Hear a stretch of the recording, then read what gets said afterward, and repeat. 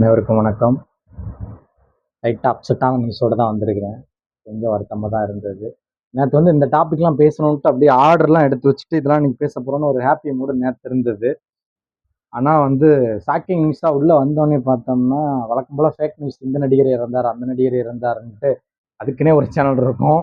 இந்த நடிகை விவாகரத்து, அந்த நடிகை விவாகரத்துன்ட்டு அப்படி ஏதோ ஒரு நியூஸ்ன்னு பார்த்தா மொத்த நியூஸ் சேனலும் வந்து தளபதி டிவோர்ஸ் கேஸ் பற்றி தான் பேசிகிட்டு இருக்காங்க. நான் ஃபஸ்ட்டு பார்த்தோன்னா ஃபேக் நியூஸாக இருக்கும் அப்படின்ற மாதிரி. எனக்கு முன்னாடி அதை பற்றி பேசிக்கிட்டே ரூமராக பேசிக்கிட்டே இருந்தாங்க. இப்போ அதை உண்மையாக்கிட்டாங்க. அதை பார்க்கும்போது எடுத்தோன்னே அப்படியே அப்செட்டு. அவங்க பிரிஞ்சா நீ ஏன்டா வருத்தப்படுற அப்படின்லாம் கேட்கக்கூடாது.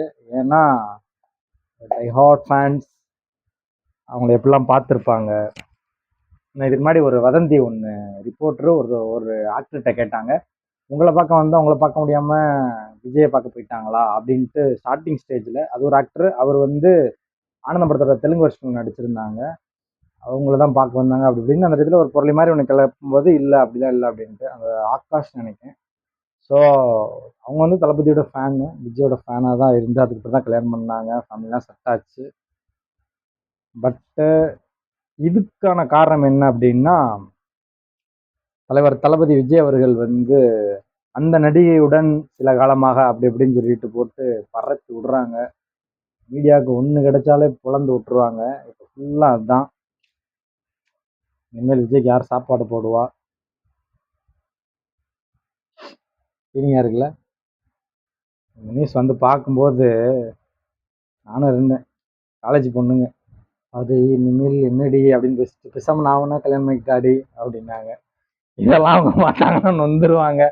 சத்தியமா மக்களே பஸ்ஸில் வரும்போது சரியான ஃபன் ஆகி போச்சு. அவங்க லைஃப், அவங்க குழந்தைங்க, நம்ம என்ன பண்ணி பேசிக்கிட்டு இருக்கோம், இவங்க என்ன பால்வாடி ஃபர்ஸ்ட் இயர் செகண்ட் இயர் வீடு பேசிக்கிட்டு இருக்காங்க அப்படின்ற மாதிரி போச்சு. ப்ராமிஸ் சத்தியமா தான் பேசிக்கிட்டு இருந்தாங்க. தங்க தளபதி விஜய் ஓகேவா, எவ்வளோ ஃபேன்ஸு. நேற்று வந்து நான் வந்து கோ படத்துல இருந்து சொன்னேன் இல்லையா, அதோட கனெக்ஷன் அடுத்தடுத்து ஒவ்வொரு படத்துக்கும் எப்படி இருந்தது. ஃபர்ஸ்ட் ஒரு மூவி ஸ்ரீகாந்த் குல்ஃபி, அதுலேருந்து அப்படியே அடுத்த ஒரு கனெக்ஷன் அயன்லேருந்து அப்படியே இன்னொரு படம். கோ படத்தில் வந்து இவர் இந்த மாதிரி வராரு, யங் யூத் பாலிடிக்ஸ் வந்து இந்த மாதிரி வந்தாங்க, அவர் இறந்துட்டாரு அப்படின்றத வந்து கோ படத்தில் உள்ள இது இன்னொரு படத்தில் உள்ள நியூஸை இன்னொன்று அப்படின்ட்டு அந்த செயின் கனெக்ஷன் வந்து சூப்பராக இருந்தது. இதை பற்றி நான் தெளிவாக ஒரு வீடியோ வந்து போட்டு விட்றேன். அப்படின்னா ஆர்டர் எடுக்கும்போது மென் வில் பி மென்ட்டு ஒரு வீடியோ பார்த்தேன். அதை பார்த்தோன்னே ரொம்ப சூப்பராக இருந்தது. அதை இன்ச்சு பை இன்ச்சாக பேசணும் அப்படின்னு ஆசைப்பட்டு அப்படி இருக்கும்போது தான் அப்படியே காலையில இதெல்லாம் மைண்ட் செட் பண்ணிட்டேன், இதுதான் பேசணும் அப்படின்ட்டு. ஆனால் அப்படியே இந்த நியூஸ் வந்தோடனே அப்செட்டாக இருக்கும். கூடவே சேர்ந்து பார்த்தீங்கல்ல, ஓபிஎஸ் வந்து திமுகவில் போய் சேர்ந்துட்டாரு. அப்படியே ஓவராலாக பார்க்கும்போது என்னெல்லாம் நடக்குது, ஒருத்தரை காலி பண்ணுறதுக்கு என்னெல்லாம் நடக்குது, யார் யாரெல்லாம் யார் கூட சேர்றா, அதெல்லாம் பார்க்கும்போது ஒரு ஃபீல் வரும்ல. இந்த ஃபீல் தான் சொல்கிறேன்.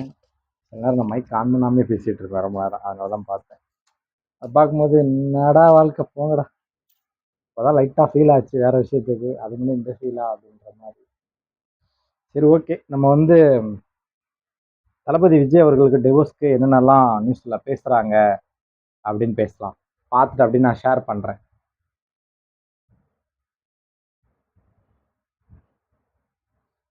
சங்கீதா அண்ணி சொல்கிறாங்க, பேச்சுவார்த்தை நடத்த இருமுறை முயற்சி மேற்கொண்டும் அது தோல்வியில் முடிந்தது. சங்கீதா, எனக்கு அழுத்தம் கொடுத்தால் அந்த நடிகை யார் என்று சொல்லி விடுவேன் அப்படின்ட்டு. யாரா இருக்கும் கெஸ் பண்ணுங்க.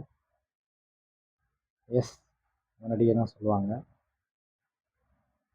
தெரி ரீ ரிலீஸ் 3 hours ஆகும். தெரி ரீலீஸ் ஆயிடுச்சு ஈவினிங். வாங்கப்பா. நான் வந்து ஜிவி அவங்க டிவோர்ஸ் அனௌன்ஸ் பண்ணும்போது அப்போது என்ன பிரச்சனை, யார் உள்ள வந்தா நடிகை அப்படிலாம் பேசிட்டு இருந்தாங்க. அப்போவே ரொம்ப ஃபீலாக இருந்துச்சு. ஏன்னா ஸ்கூல் லைஃப்லேருந்து லவ் பண்ணி எடுத்துக்கவே முடியல. நான் வந்து காலேஜ் ஃபஸ்ட் இயர் படிக்கும்போது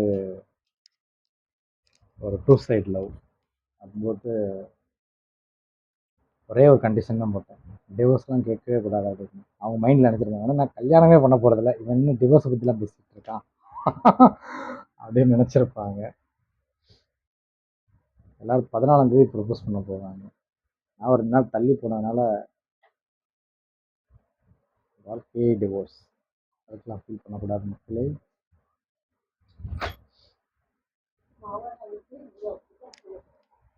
வீடியோ. ஏமா இங்க கேட்கும், எல்லாம் உலகத்துக்கே கேட்கும். அமைதியா இருக்கு. நன்றி வணக்கம். நீ எனக்கு எவ்வளோ போடுங்க, இந்த நாள் எவ்வளோ போடுங்க. கொடிக்கா ஒரு பொதுமரம் இருக்கு மக்களே, ஆனா எங்க வீட்டை ஒட்டி தான் இருக்கு. அதுல வந்து நான் சீக்கிரம் வந்து கொடிக்கா பிடுங்கி லைவ் கூட ஒன்று போட்டுருக்கேன், பார்த்தா தெரிஞ்சிருக்கேன். நான் இன்னைக்கு கொஞ்சம் லேட் ஆயிடுச்சு, அதனால எங்க அம்மாவுக்கு நான் புடிங்கி கொடுக்கலையா. மற்றவங்களாம் வந்து போறவங்க புடுங்கி அவங்க கையில கொடிக்காவோட இப்படி பார்த்துட்டாங்கன்னா எங்க அம்மாவுக்கு நிம்மதியே இருக்காது. கொடியா விடுங்க வராம அப்படி எங்க வேலைக்கு போயிட்டு இருக்கேன், பொறுப்பே இல்லாம இருக்கான் அப்படின்றாங்க. கொடிக்கா பிடுங்கிறது தான் பொறுப்பு. ஏமா நன்றி வணக்கம்.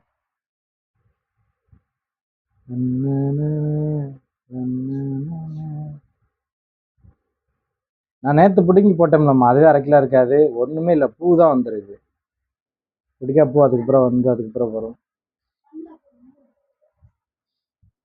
அதான் சொல்றேன்ல, நான் வீடியோ பேசக்கூடாது அப்படின்ட்டு நிறைய சதிவேலைகள் நடக்கும். அப்புறம் என்னன்னு பார்த்தீங்கன்னா, நம்ம லைவ்ல வந்து சாரி இந்த சேனல் அது வேற சேனல், லைவ் பற்றி நான் அப்புறம் சொல்கிறேன். மென் வில் பி மென் சொன்னேன் இல்லையா, அந்த இதில் வந்து டீட்டெயிலாக வந்து இப்போ நான் அதில் லைட்டாக மட்டும் சொல்கிறேன். ஆண்கள் ஆண்கள் தான் அப்படின்ற மாதிரி நம்ம அந்த டாப்பிக்கை பார்த்து பேசலாம். ஒரு குதிரை ஏறும்போது அவங்க ஷார்ட் ட்ரெஸ் போட்டிருப்பாங்க, தொப்பி எடுத்து அவங்களுடைய பின்னாடி மறைச்சு தெரியக்கூடாதுன்ட்டு அப்படியே அவங்க குதிரை மேலே கால் தூக்கி போடுறது. அப்புறம் அந்த எக்ஸலேட்டரில் போய்கிட்டே இருக்கும்போது, அது லிட்டர் எக்ஸலேட்டர் கரெக்ட், போய்கிட்டே இருக்கும்போது அவங்க சடனாக குனிஞ்ச உடனே அப்படியே ஒரு ஆண் வந்து திரும்புறது. Don't let be your lady, but ஒரு பெண்களை குனிவிடாதது. ஸோ நல்ல விஷயம். ஏன் அவன் இதை பற்றி பேசணும் அப்படின்னா அதெல்லாம் கண்டிப்பாக பேசணும். பட் அந்த வீடியோஸை பார்த்த கிளிப்பிங்ஸை துண்டு துண்டாக பேசணும் அப்படின்னு நினச்சேன். அப்புறம் வந்து இதில் சேரில் வந்து விளாடுவாங்க இல்லையா, ரவுண்டு விளாண்டுட்டே இருக்கும்போது ஒரே ஒரு சீட் இருக்கும், ஒரு சின்ன பையன் அவன் வந்து ஒரு பொண்ணுக்காக விட்டு கொடுக்குறது. அதுக்கப்புறம் அப்படியே போனீங்கன்னா ஒரு ஜவுளி கடை பொம்மை, அது ஒரு மாடல் ட்ரெஸ் போட்டிருக்கும். அப்போது அந்த பொம்மையினுடைய ஒரு மார்பக பகுதி தெரியும், அது தெரியக்கூடாதுன்னு உடனே போயிட்டு அதை போய் அட்ஜஸ்ட் பண்ணுறதுன்னு, இந்த மாதிரி குட்டி குட்டி விஷயங்கள் வந்து ஸ்ப்ரெட் ஆகும்போது நமக்கு ரொம்ப ஹாப்பியாக இருக்கும் பார்க்கணும். ஏன் அப்படின்னு கேட்டிங்கன்னா, அதாவது எதை இந்த சமூகத்துக்கு வந்து நம்ம கொண்டு போகணும் அப்படின்னு ஒன்று நமக்குள்ள தோணும். எல்லாருக்குள்ளேயும் எல்லா மனசுக்குள்ளேயும் ஒரு நல்லவன் கண்டிப்பாக இருப்பான். பட் அவன் தான் உடஞ்சி உடஞ்சி சிதைக்கப்பட்டு அப்படியே வேற மாதிரி மாறுவாங்க பொதுவாக. பட் ஸ்டார்டிங் ஸ்டேஜில் ஒரு மனசு எல்லாருக்குமே இருக்கும் இல்லையா. ஏன்னா ஸ்கூல் லைஃபாக இருக்கட்டும், இல்லை பொது வழியாக இருக்கட்டும், நல்ல விஷயங்கள் தான் சொல்லி வளர்த்துருப்பாங்க. அதுதான் எங்கேயோ போயிட்டு வேற மாதிரிலாம் போயிட்டு எங்கெங்கேயோ போய் ரொம்ப தப்பாலாம் முடியுது. அப்படி இருக்கும்போது அந்த இப்போ நான் சொன்னேன் இல்லையா அந்த விஷயம், அது வந்து எப்படி சொல்றதுன்னா, இப்படிதான் இருக்கணும் அப்படின்ற ஒரு விஷயம். ஸோ இதுக்காக எல்லா பாய்ஸ் எல்லாம் பண்ணிட்டு இருக்காங்க. அடுத்தடுத்த நல்ல விஷயம் இதெல்லாம் வந்து வீடியோவா கலெக்ட் பண்ணி ஒரு வீடியோவை போட்டிருந்தாங்க. அதை பார்க்கும்போது அந்த ஹாப்பி வந்துச்சு. ஓகே, நல்ல வீடியோவா இருக்கே, இதை பற்றி பேசலாம் அப்படின்ட்டு. இப்போ நான் பேசும்போது நிறைய விஷயத்த விட்டுட்டேன்னு தான் நினைக்கிறேன்.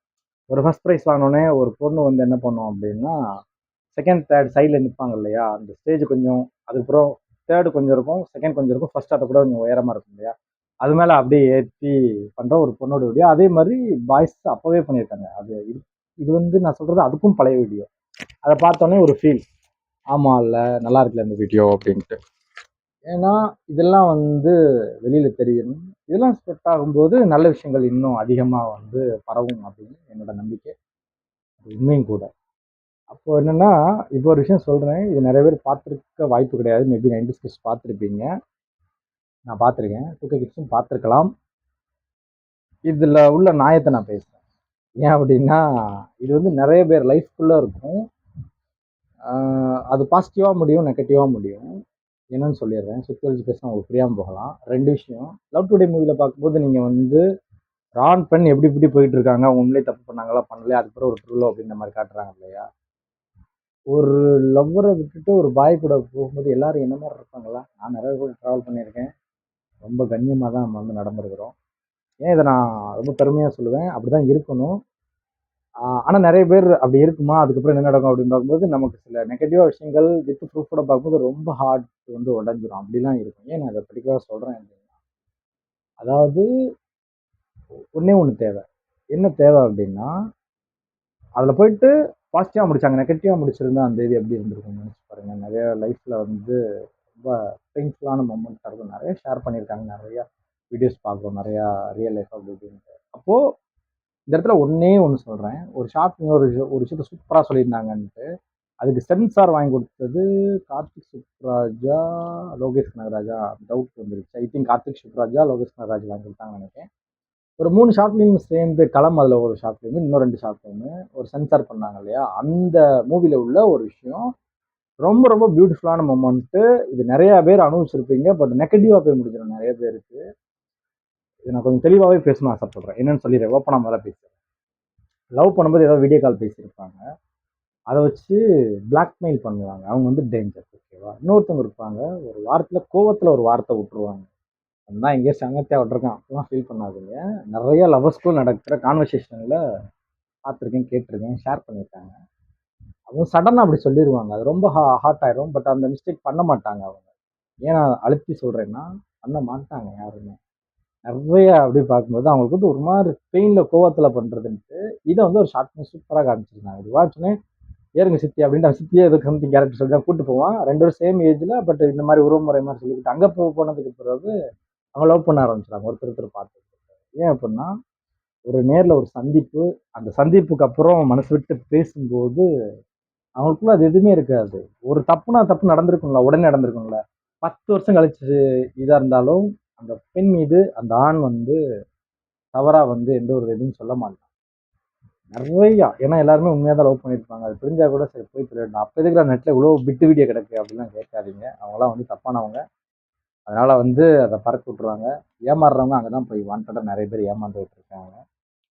நிறைய பேர் வந்து ஒரு பையன் கல்யாணம் ஆயிடுச்சு, ஆகலையா, அந்த பையனை வீட்டில் எதுவும் விசாரிக்காமல் அந்த மாதிரி ஏமாந்த கேர்ள்ஸ் அப்படி இப்படின்ட்டு வருது. இன்னும் நம்ம நிறைய வீடியோஸ்லாம் பார்க்குறோமே, அந்த வீடியோலாம் வந்து பக்காவாக ஏமாற்றி அவங்க யாருமே தண்டனை கிடைக்கல. ஆட்சி விட்டு மாறினாங்க, அது இதுன்ட்டு ஒன்றும் தெரியல. இன்னும் எக்கச்சக்கமாக வந்துட்டு இருக்கும்போது அந்த டாப்பிக்கே பேச முடியாத அளவுக்குலாம் இருக்குது. இது என்னடா போய்கிட்டு இருக்கு அப்படின்னு தோணும் நமக்கு. ஏன் இதை டீட்டெயிலாக பேசணும் அப்படின்னா, ஒரு இடம் இருக்கு. அந்த ஷார்ட் ஃபிலிம் எதுக்கு நான் பர்டிகுலராக சொன்னேன் அப்படின்னா, நிறைய பாய்ஸோட மென்டாலிட்டி வந்து அப்படி இருக்கும். எந்த மாதிரி அப்படின்னா, இந்த ஹெட்ஃபோன் எதுக்கு போட்டேன் அப்படின்னா, நியூஸ் பார்த்துட்டு எதுவும் ஓப்பனாக அவங்க சொல்லிட்டாங்களா, சங்கீதா நீ அப்படின்ற ஒரு ஃபீலில் சத்தியமாக அப்செட் தான். பார்த்தோன்னா ஒரு மாதிரி என்னடா அப்படின்னு தோணும்ல, ஏற்றுக்கவே முடியல. அவ்வளோ பெயினாக இருக்கு. அவர் படம் நடிக்க மாட்டேன்னு சொன்னாலும் ஒரு பெரிய பெயின். லைஃப் இல்லையா, நினைச்சு பாருங்களேன். ஒரு பெரிய பர்சனை, ஒரு பெரிய கட்சியை முதல்ல எதிர்க்க முடியுமா தமிழ்நாட்டில்? அப்படின்னா எதிர்த்தா அதை ஜெயிக்கிற அளவுக்கு மக்கள் சப்போர்ட் பண்ணுவாங்களா? இப்படிலாம் எவ்வளோ விஷயங்கள் இருக்கு. எந்த ஒரு ஆளுங்கட்சி ஸ்ட்ராங்காக இருந்தாலும் அதை வந்து அட்டாக் பண்ணி அதை நேர் வழியில் கொண்டு போகிறதுக்கு ஒரு எதிர்கட்சி இருக்கணும். இதே திமுக எதிர்கட்சியாக இருக்கும்போது எப்படிலாம் பேசியிருந்தாங்க, எவ்வளோ ஸ்ட்ராங்காக இருந்தது, மக்கள்லாம் சப்போர்ட் பண்ண ஆரம்பிச்சாங்க, அதனால தான் ஜெயிச்சாங்கன்னு கூட சொல்லலாம். இப்போ நல்லா தான் பண்ணியிருக்காங்க நிறையா இருந்தாலும், அதை தாண்டி நிறைய பிரச்சனைகள் இருக்கும்போது அது வந்து மாறும். இப்போ அந்த பிரச்சனைக்குள்ளே போவானா, இப்போ வந்து வச்சு செய்வாங்க. ஏற்கனவே வந்து சும்மாவே பேசியிருந்தாங்க, இப்போ வந்து வாட்டமாக வேற மாட்டியிருக்கா. அதனால இப்போதான் ஒரு தெரில. ஏன்னா ஒரு விஷயம் எனக்கு மைண்டுக்கு வருது. ஆப்பிள் ஜூஸ், ஆரஞ்சு ஜூஸ் இருக்கு இல்லையா, அது வேலைக்காரங்க யாராவது போட்டு கொடுத்தா கூட குடிக்க மாட்டாங்க அப்படின்ற ஒரு மீனிங்கில் எனக்கு அது கூட ரொம்ப நெருக்கமாக இருக்கவங்க முன்னாடி ஒரு தகவல் வந்துச்சு. அது எனக்கு அதுக்கான விடையே தெரியலை எனக்கு. அப்புறம் ரொம்ப லேட் பீரியடில் வந்து இவங்க ஜூஸ் போட்டு கொடுத்தா கூட, யார், தளபதி விஜய் அம்மா அவங்க ஜூஸ் போட்டு கொடுத்தா கூட அதை பாறை பார்த்தா தான் அவங்க குடிப்பாங்க. ஏன்னா அவங்க ஹைஜீனிக்காக குழந்தைய கொடுக்கணும், அந்தளவுக்கு அன்பாக பார்த்துக்கிறாங்க, என்னோட நல்லா பார்த்துக்கிறாங்க அப்படின்ட்டு அவங்க வந்து சொன்னாங்க. அப்படிப்பட்ட ஒரு ஃபேமிலியில இருந்து இப்படி ஒரு இஷ்யூ வரும்போது மன வருத்தம். நல்லதே நடக்கட்டும். தெரியாம சேர்ந்து ஒன்றா வாழுங்கய்யா. தமிழக வருங்கால முதல்வரின் வார்த்தையே வரமாட்டேங்குது. நினைச்சாலே ஃபீலிங்ஸ் தான் இருக்குது. சரி, ஓகே, இந்த வீடியோ நான் முடிச்சுக்கிறேன்.